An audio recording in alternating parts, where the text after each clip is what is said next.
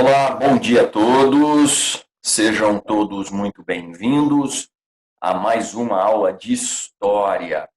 Iniciaremos hoje a Era Vargas, um período importantíssimo da República Brasileira, o qual representa, como os historiadores gostam de denominar, uma ruptura continuista, pois muito do regime oligárquico rompeu-se com a nomeação do Getúlio Vargas à presidência da República, mas muitas práticas continuaram acontecendo.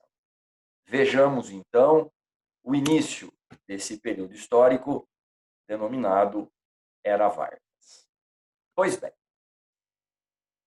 o período denominado Era Vargas, ele inicia-se em 1930 e ele transcorre até 1945. São 15 anos, portanto, de permanência do senhor Getúlio Vargas na presidência da República. Como vocês sabem, ele foi derrotado na eleição presidencial de 1930, porém, uma revolução ou um golpe articulado pelos militares depôs o presidente em exercício, Washington Luiz, anulou as eleições ou a eleição presidencial de 1930, na qual saíra vencedor o paulista Júlio Prestes, e nomeou o candidato derrotado, Getúlio Vargas, para que ele ocupasse provisoriamente a presidência da República. O Vargas assumiu oficialmente no dia 3 de novembro de 1930. Chegou no Rio de Janeiro, no Palácio do Catete, envergando o uniforme militar do Exército Brasileiro, embora não fosse quadro militar do senhor Getúlio Vargas. E aí talvez venha o primeiro questionamento.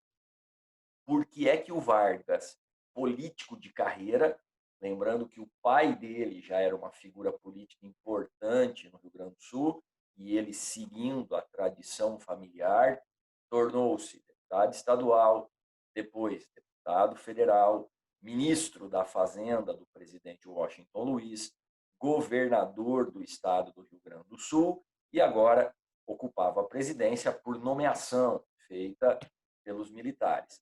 Por que é que esse político de carreira, esse estancieiro gaúcho, pois era também proprietário de terras em São Borja, sua cidade natal no Rio Grande do Sul, porque ele chegava vestindo um uniforme militar para representar o apoio recebido pela instituição. Isso significa que o Vargas, nesse ato de vestir-se com uniforme militar e adentrar dessa maneira o Palácio do Catete, deixava bem claro que ali estava por determinação das lideranças militares que depuseram o presidente anterior. O governo provisório, portanto, começa dessa forma. O nome provisório é sim um nome pertinente, claro, mas é necessário dizer que o governo provisório foi, acima de tudo, um governo inconstitucional. Tudo bem? Governo provisório, pois ele foi nomeado para ficar ali um tempo. Mas, acima de tudo, esse governo é inconstitucional. Ou, como o próprio Vargas dissera no seu diário ditatorial. O próprio Vargas escreveu no seu diário o seguinte: esperava-se que Júlio Prestes adentrasse o Palácio do Catete, mas eu fui nomeado para substituí-lo e iniciava aí a minha ditadura. Então, ele próprio chegou a escrever que o governo era ditatorial. Mas por que é que a história não aponta explicitamente como ditatorial esse primeiro momento? Pois convencionou-se chamar o Estado Novo de ditadura Vargas. Talvez pela opressão maior do período, talvez pela aproximação maior naquele momento com as ideologias nazifascistas europeias. Quando Vargas assumiu em 1930, o nazifascismo ainda estava esboçando a sua ascensão. Mas começo dizendo, portanto, que o governo provisório, sim, transcorre de 1930 a 1934, mas é, acima de tudo, um governo inconstitucional. Por que é inconstitucional? Porque o Vargas não fora eleito, como determinava a Constituição de 1891. Aliás, ele assume a presidência no dia 13 de novembro e uma das primeiras medidas tomadas por ele foi essa aqui: o fechamento do Congresso Nacional. Queridos, fechar o Congresso Nacional significa suprimir o poder legislativo. Isso quer dizer que a tripartição de poderes já era. O poder concentraria-se na figura do presidente. O que faz o poder legislativo? Legislar, ou seja, faz as leis ou promulga as leis. E suprimir o poder legislativo, portanto, dava ao presidente o poder de decretar leis, o decreto-lei. Convenhamos, esse é o sonho de qualquer presidente da República que tenha um viés minimamente autoritário, pois o Congresso existe exatamente para discutir ideias, para aprová-las ou não. Lembrando que nem tudo o que o Congresso discute ele é obrigado a aprovar, pois a maioria dos deputados e dos senadores é que decide se tal projeto, se tal lei, se tal ação será ou não implementada. É por isso que existe a tripartição dos poderes. Convenhamos que nós, brasileiros, pouco entendemos o significado de democracia. A democracia, ela preconiza a autonomia do legislativo. O legislativo tem, portanto, o direito de concordar ou não com algo apresentado pelo executivo, pelo presidente da República. E para que não houvesse o enfrentamento, ou o diálogo, ou o confronto, o Vargas age de maneira autoritária e fecha o Congresso. Tudo bem? Fechar o Congresso significa isso: suprimir o poder legislativo e dar ao presidente da República o poder de decretar leis. Além disso, a Constituição vigente foi suspensa. A Constituição de 1891 foi suspensa. E quando se suspende a Constituição, suspende-se todas e quaisquer garantias constitucionais. Então, suspender a Constituição não é só deixar de cumprir uma legislação vigente, é retirar também do cidadão as suas garantias. E, além disso, o Vargas nomeou interventores federais para os estados e alguns municípios. Quem eram esses interventores federais? Na maior parte deles, eram militares próximos da ideologia do presidente, que foram nomeados para substituir o governador eleito, o prefeito eleito. Compreende-se tal ação como forma de afastar as oligarquias, mas não deixa de ser uma atitude autoritária, pois retirava-se o governador e o prefeito eleitos de acordo com os dizeres da Constituição, embora saibamos que tal Constituição favorecia o coronelismo, isso é verdade, mas não deixa de ser uma ação arbitrária. Então, afasta-se os governadores da oposição, os prefeitos da oposição e nomeia-se interventores federais para substituir. O governo Vargas, aliás, a própria imagem do Vargas com uniforme militar também representava isso: a legitimidade do seu governo proporcionado pelas Forças Armadas. Então, era um governo iniciado pela ação militar e legitimado pelas Forças Armadas, ou seja, o Vargas governava porque assim os militares queriam. Fabiano, eu posso considerar a Revolução de 30 um golpe militar? Deve. assim como a deposição do Dom Pedro II, também foi um golpe militar, tudo bem, aliado aos cafeicultores em 1889. Aqui é um golpe militar aliado às oligarquias de oposição à oligarquia paulista. Em 64, um golpe militar aliado com a sociedade civil, que também deu respaldo para a ação. Sempre os militares, quando agiram, agiram com o apoio da sociedade civil ou de grupos específicos da sociedade. Bom, então, esse primeiro item serve para representar essa reconfiguração política a partir de 1930. O poder estava concentrado na figura do presidente da República, que tem o amparo das Forças Armadas. Tá bom. Algumas medidas que são fundamentais para a mudança. Primeira delas, a criação do Ministério do Trabalho, Indústria e Comércio. Vejam vocês que o Brasil, até o ano de 1930, não tinha Ministério do Trabalho, Indústria e Comércio. A criação do Ministério do Trabalho, Indústria e Comércio serviu para quê? Primeiro, para legalizar e controlar os sindicatos. Lembrando que até 1930, os sindicatos no Brasil eram clandestinos, eram proibidos. O movimento operário, portanto, era tratado como perturbação da ordem. Era algo relacionado mais à ação policial do que à ação governamental.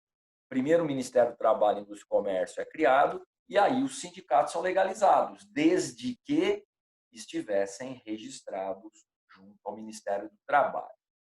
Era uma forma de controlar o movimento sindical. Por quê?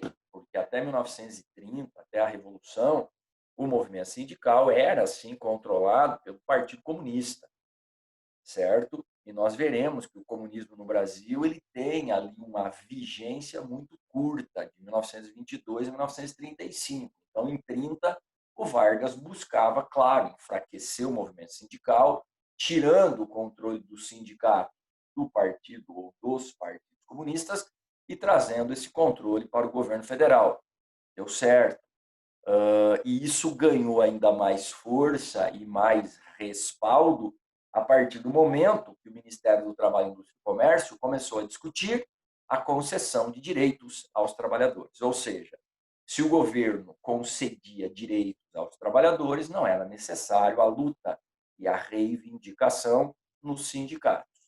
Essa concessão será feita já na Constituição de 1934 e oficializada na Constituição ou melhor, na promulgação da CLT, da Consolidação das Leis do Trabalho de 1943. Mas já em 34, certo? 9 anos antes, essa legislação já aparecerá na Constituição, como veremos daqui a pouquinho.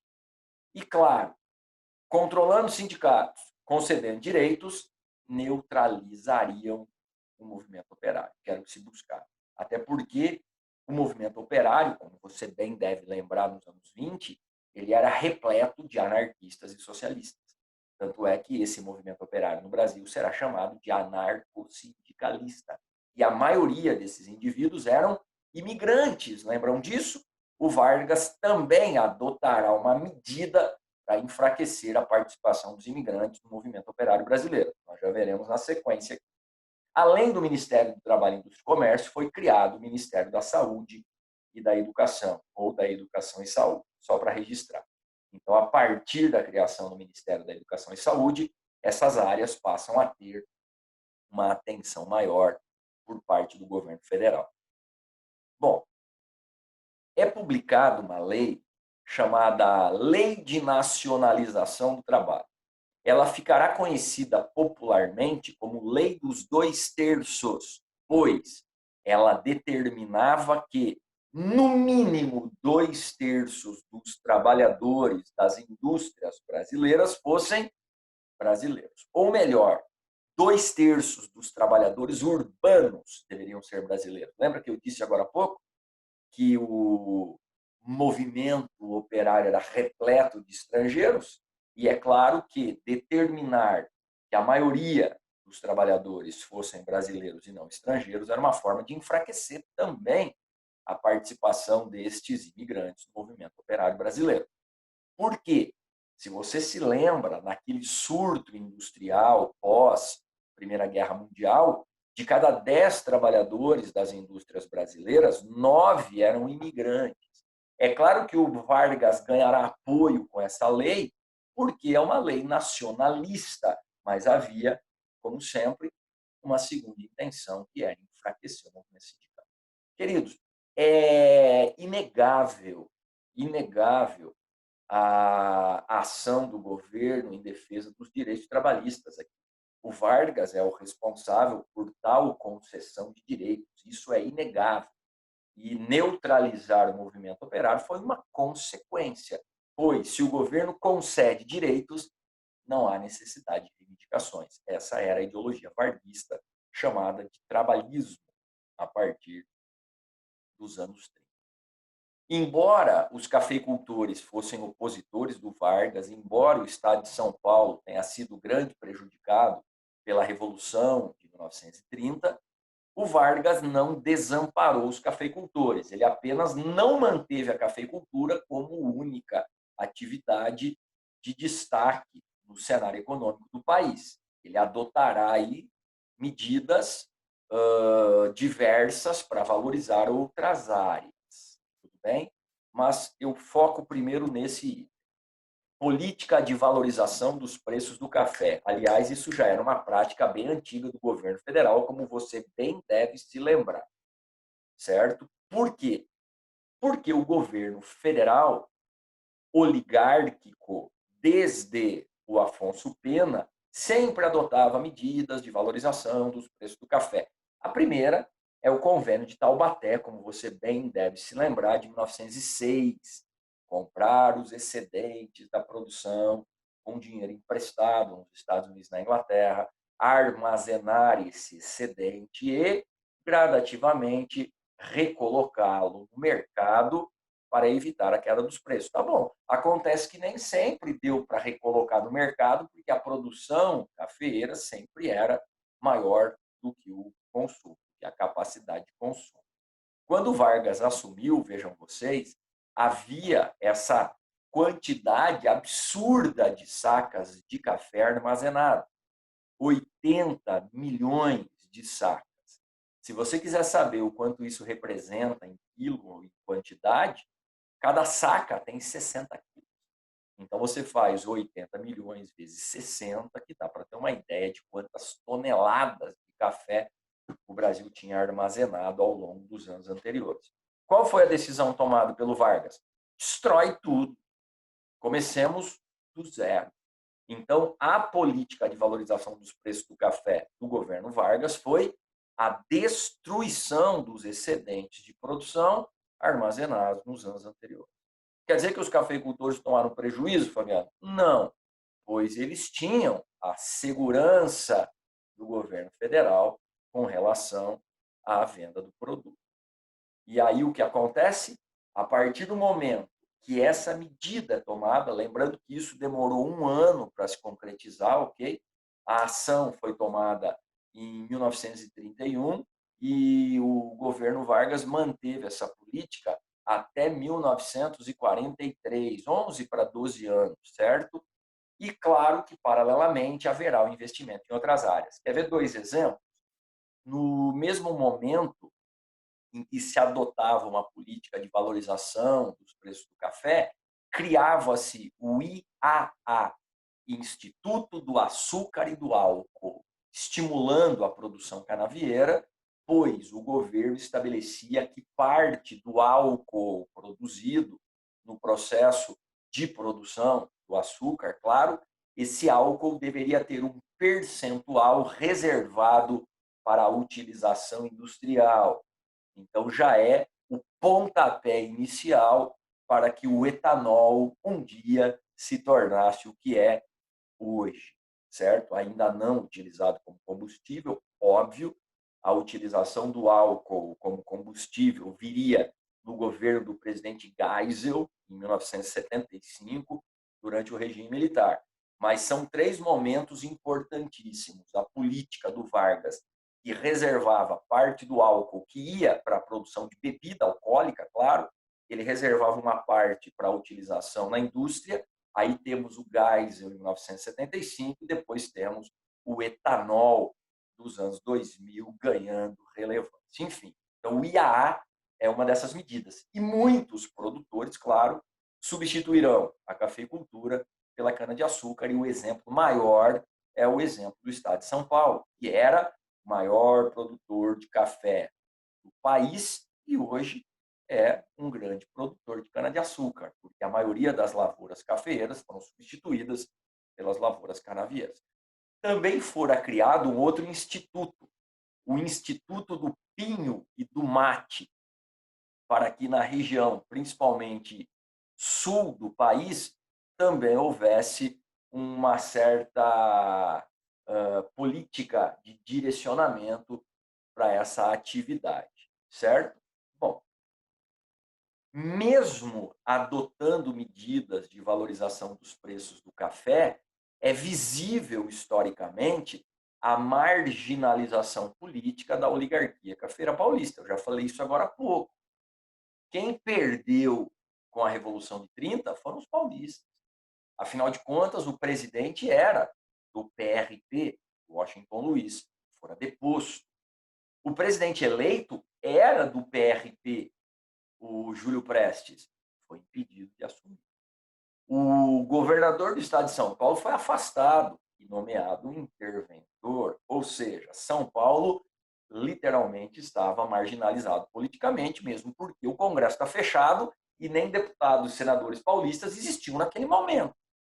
Então, o estado de São Paulo estava isolado politicamente. Marginalizado politicamente seria o termo mais usual, certo? Marginalização política da oligarquia cafeira paulista, que governara o país, como sabemos, monopolizando o governo federal durante 36 anos. Desde o Prudente de Moraes, de 1894, certo? Até o fim do governo do Washington Luiz, São Paulo foi protagonista, se não à frente da presidência da República, nos bastidores, com a política do café com leite, concordam comigo? Então, durante 36 anos, a oligarquia cafeira paulista esteve monopolizando o poder do governo federal. E agora, com a Revolução de 30, eles foram literalmente afastados, marginalizados do poder político. E reagiram. Como é que se chama a reação dos paulistas? Tchan, tchan, tchan, tchan. Revolução Constitucionalista de 1932. Lembra dela? Claro que lembra. Feriado no estado de São Paulo desde os anos 90, dia 9 de julho, marca a Revolução Constitucionalista de 32. A Revolução Constitucionalista de 32, ela foi, acima de tudo, uma guerra civil. O Estado de São Paulo contra o governo federal. Tá vendo? Posso dizer que é o Estado de São Paulo contra o resto do Brasil? Posso, mas é um exagero. É contra o governo federal. As tropas que enfrentariam as tropas de São Paulo seriam principalmente as tropas de Minas Gerais e do Rio de Janeiro. Tá bom? Tá. Tropas essas que representavam o governo federal, obviamente. Tá? Então, o que vem a ser a Revolução Constitucionalista de 32? O nome já diz. Uma revolução. O próprio termo revolução aí está errado. Tá? É uma guerra civil constitucionalista, porque os paulistas foram derrotados. Geralmente, uma revolução é quando há a vitória daqueles que se rebelam. Bom, a Revolução Constitucionalista ela era uma clara demonstração da oposição dos paulistas ao governo inconstitucional de Getúlio Vargas. Eles tinham razão. O governo Vargas era inconstitucional, ninguém tira a razão dos paulistas, mas nunca devemos esquecer que eles se opuseram porque foram marginalizados politicamente. Enquanto eles governaram durante 36 anos, estava tudo beleza. Tá?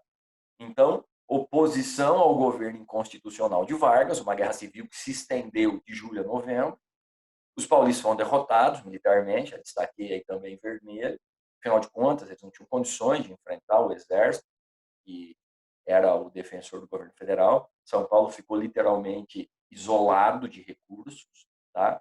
Então, os paulistas reivindicavam, primeiro, para fazer jus a denominação de constitucionalista, eles reivindicavam a reconstitucionalização do país com a promulgação de uma nova Constituição.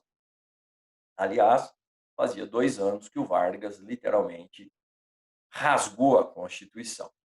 Além disso, os paulistas exigiam a substituição do interventor federal do Estado de São Paulo, porque propositadamente o Vargas nomeou como interventor do Estado de São Paulo um indivíduo que nem paulista era, e isso feriu o ego dos paulistas. Eles exigiam a imediata substituição. E claro, por último, a cereja seria o afastamento de Vargas, alegando que o governo era inconstitucional. E era, beleza? E era.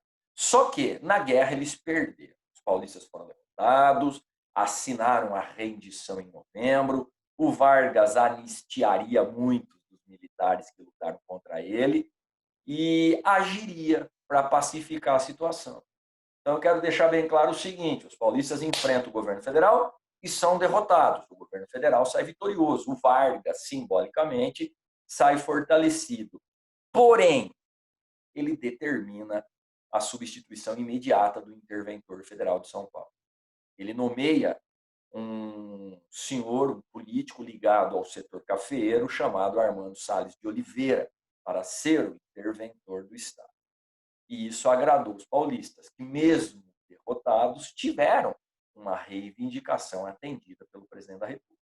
Como se não bastasse isso, também foi convocada uma Assembleia Nacional Constituinte, em 33, para que elaborassem uma nova Constituição. Ou seja, o Brasil se reconstitucionalizaria. Mesmo com a vitória contra os paulistas, o governo federal adota as medidas que eram reivindicadas pelos mesmos. Então, a Assembleia Nacional Constituinte se reúne a partir de 1933 e, no ano seguinte, a Constituição seria promulgada. Além disso, como consequência da própria Revolução Constitucionalista, seria fundada a Universidade de São Paulo. Bom, a Constituição foi promulgada em 1934, manteve-se o modelo republicano federativo, ou seja, os estados comporiam o que nós chamamos de União, tendo uma relativa autonomia. Sabemos que no Brasil o federalismo ele não é tão amplo como nos Estados Unidos, que é um modelo inspirador, por isso que citamos sempre os Estados Unidos. O modelo político foi o modelo que inspirou o modelo político brasileiro desde a implantação da República no Brasil em 1889. Então, essa República Federativa seria mantida de forma presidencialista, tá bom? E aí algumas mudanças se concretizarão. Eu queria, antes de mais nada, dizer que nesse modelo federativo presidencialista, o poder legislativo volta a vigorar e será bicameral. Novamente, a Câmara dos Deputados Federais e o Senado voltam a vigorar, certo?